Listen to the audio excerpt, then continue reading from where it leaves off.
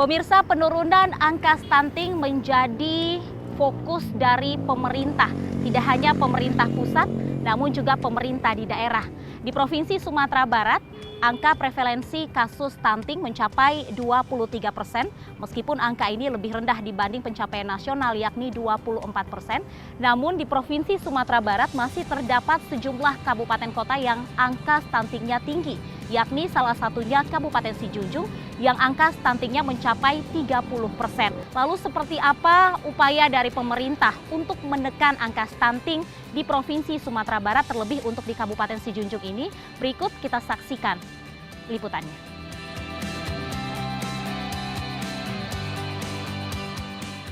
Sebagian besar masyarakat mungkin belum memahami istilah yang disebut stunting. Stunting merupakan masalah kurang gizi kronis yang disebabkan oleh kurangnya asupan gizi dalam waktu yang cukup lama, sehingga mengakibatkan gangguan pertumbuhan pada anak, yakni tinggi badan anak lebih rendah atau pendek dari standar usianya. Kondisi tubuh anak yang pendek seringkali dikatakan sebagai faktor keturunan atau genetik dari kedua orang tuanya, sehingga masyarakat banyak yang hanya menerima tanpa berbuat apa-apa untuk mencegahnya. Padahal faktor keturunan merupakan faktor determinan kesehatan yang paling kecil pengaruhnya bila dibandingkan dengan faktor perilaku, lingkungan, dan pelayanan kesehatan. Dengan kata lain, stunting merupakan masalah yang sebenarnya bisa dicegah.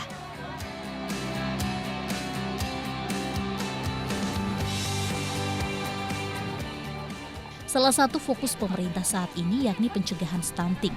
Upaya ini bertujuan agar anak-anak Indonesia dapat tumbuh dan berkembang secara optimal dan maksimal, yang disertai kemampuan emosional, sosial, dan fisik yang siap untuk belajar, serta mampu berinovasi dan berkompetisi di tingkat global.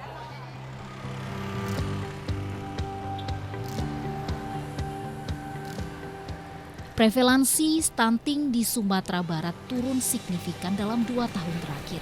Dari yang sebelumnya berada pada angka 27,19%, saat ini menjadi 23,3%. Dari 19 kabupaten kota di Sumatera Barat, masih terdapat 9 kabupaten kota dengan prevalensi stunting yang tinggi dari angka provinsi. Di antaranya Kabupaten Solo 40,1%, Kabupaten Pasaman 30,2%, Kabupaten Sijunjung 30,1%, Kabupaten Kepulauan Mentawai 27,3%, Kabupaten Pesisir Selatan 25,2%, Kabupaten Solok Selatan 24,5%, dan Kabupaten Pasaman Barat 24%.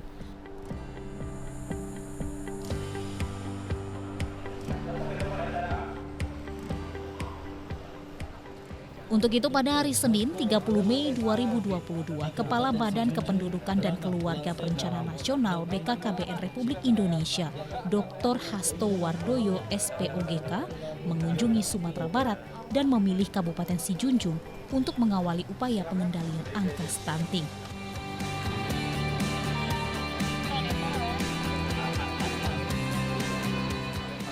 Dalam kunjungannya, Hasto Wardoyo turut didampingi oleh Deputi Abdin BKKBN Sukaryo Teguh Santoso, Kepala Perwakilan BKKBN Provinsi Sumatera Barat Fatmawati, dan Forkopimda lainnya. Sebelum melakukan pertemuan kader percepatan penanganan stunting, Kepala BKKBN Republik Indonesia terlebih dahulu melepas secara simbolis roadshow mobil penerangan atau MUPEN se-Sumatera Barat, mobil pustaka keliling, dan mobil ambulans se-Kabupaten Sijunjung, serta launching dapur sehat atasi stunting.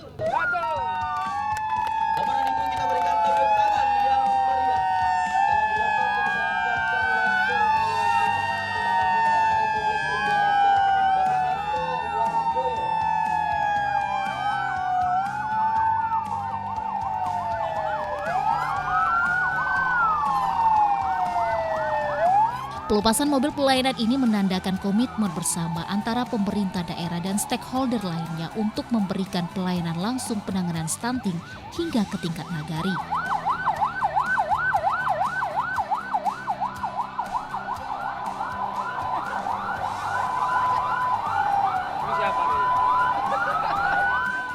Dalam kesempatan ini, Kepala BKKBN Dr. Hasto Wardoyo didampingi oleh Kepala BKKBN Sumatera Barat dan pemerintah daerah Sijunjung juga melihat langsung pelayanan KB berupa pemakaian alat kontrasepsi pada wanita di mobil unit pelayanan KB.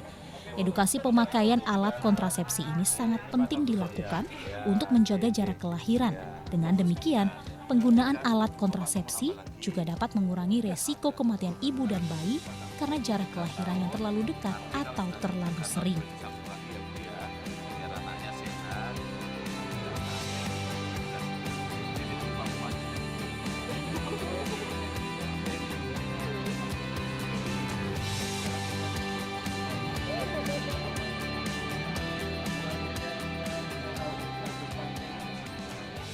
Tidak hanya edukasi pelayanan KB, dalam kegiatan ini juga dilakukan diskusi panel manajemen kasus stunting. Diskusi panel ini menghadirkan 4 pakar, diantaranya psikolog anak, dokter anak, dan ahli gizi. Diskusi ini juga diikuti oleh tim pendamping keluarga perwakilan dari setiap kecamatan. Dalam diskusi panel manajemen stunting ini, pemateri menekankan pentingnya membasmi stunting untuk mengantisipasi penurunan IQ pada anak. Mengingat ada beberapa faktor yang bisa menjadi pemicu stunting, diantaranya kepala keluarga yang tidak memiliki penghasilan, tingkat pendidikan yang rendah, sanitasi jamban yang tidak bersih, protein makanan tidak variatif, saat lahir berat badan anak kecil dan tinggi anak tidak sampai 46 cm. Untuk itu penting dilakukan pendampingan di 1000 hari pertama terhadap bayi yang baru lahir.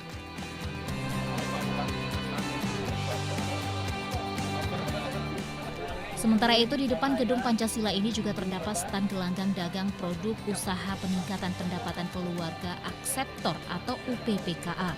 Di sini disajikan berbagai usaha keluarga Akseptor di mana anggota Akseptor saling berinteraksi dalam rangka meningkatkan fungsi ekonomi keluarga demi mewujudkan kemandirian ekonomi keluarga. Adapun sasaran kelompok UPPKA ini adalah seluruh anggota keluarga Akseptor dan keluarga rentan.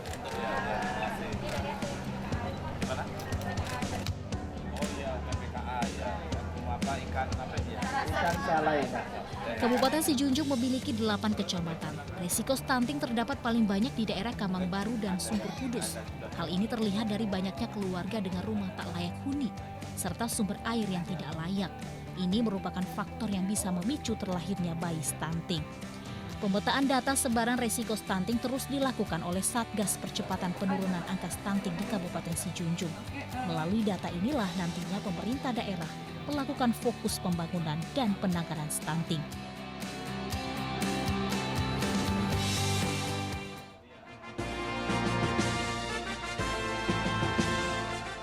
Dalam kunjungannya ke daerah Ranah Lansekmani ini juga dilakukan pertemuan kader percepatan penanganan stunting yang ada di Kabupaten Sijunjung yang digelar di Gedung Pancasila, Muaro Sijunjung.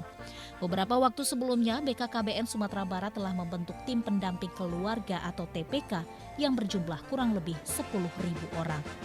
Mereka disebar di setiap kelurahan dan desa adat di kabupaten kota. TPK ini terdiri dari bidan, kader PKK, dan kader KB yang bertugas mendampingi calon pengantin, pasangan usia subur yang hamil, pasangan usia subur setelah melahirkan sampai memiliki anak. Tim pendamping keluarga ini memiliki peran yang strategis sebagai ujung tombak dalam percepatan penurunan stunting karena mereka telah dilatih dan akan disinergikan dengan tim percepatan penurunan stunting sebagai tim yang akan melakukan intervensi secara konvergen. Bismillahirrahmanirrahim. Demi mewujudkan sumber daya manusia yang berkualitas, sehat, cerdas, dan produktif untuk tercapainya pembangunan berkelanjutan di Indonesia, maka kami, tim percepatan penurunan stunting desa atau Nagari, bertekad untuk: pertama, siap melakukan perapian data sasaran dan keluarga berisiko stunting. Kedua, siap melakukan pendampingan kepada keluarga berisiko stunting. Ketiga, siap melaksanakan program dahsyat Dapur Sehat Atasi Stunting. Keempat, siap menjaga sanitasi dan memelihara lingkungan. Kelima, siap melaksanakan pemantauan secara terus-menerus terhadap kemajuan dan perkembangan upaya percepatan penurunan stunting di desa atau Nagari. Demikian deklarasi tekad kami sampaikan. Semoga Allah Subhanahu wa taala memberikan kekuatan dan perlindungan kepada kami dalam melaksanakan amanah dan cita-cita mulia demi Indonesia maju, Indonesia tangguh, Indonesia tumbuh. Terima kasih. Bupati Sijunjung Beni Dwifa Yuswir selaku pimpinan di daerah itu menyatakan dukungannya terhadap program yang diselenggarakan oleh BKKBN. Menurutnya, mengatasi stunting harus dimulai dari dapur yang sehat.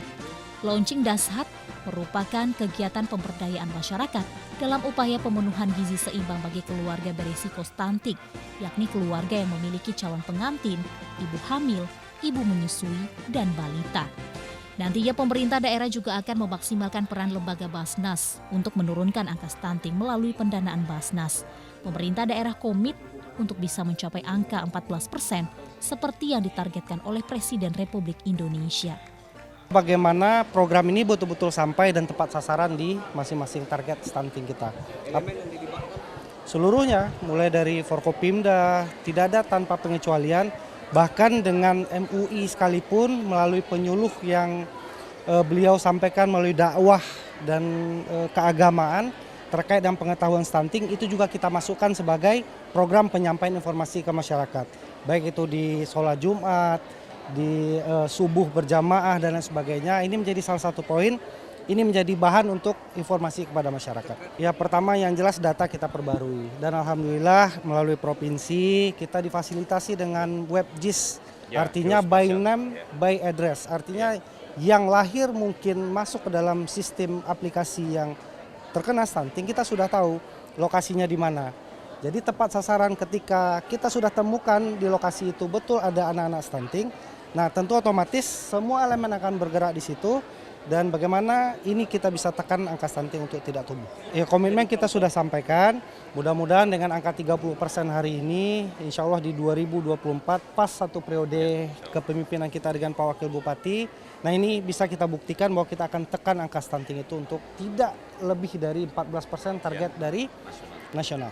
Iya, jadi Dapur Sehat ini melalui pendamping keluarga di masing-masing nagari, di masing-masing desa, bahkan mungkin di beberapa lokus yang dianggap mungkin ada sedikit stunting lebih banyak, kita akan buka di situ Dapur Sehat. Artinya nutrisi melalui bidan, ahli gizi, yang juga nanti kita lihat setiap kasus stunting yang muncul itu apa penyebabnya. Nah kalau memang penyebabnya adalah dominan gizi, karena ahli juga sudah membedah apa persoalan itu, nah di situ kita mulai mungkin apa yang menjadi asupan terbaik bagi anak-anak kita yang sudah terkena stunting.